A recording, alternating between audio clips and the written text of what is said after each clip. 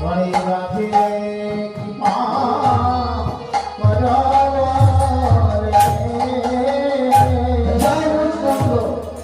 তোমায় কথা দিলাম, আমি তোমার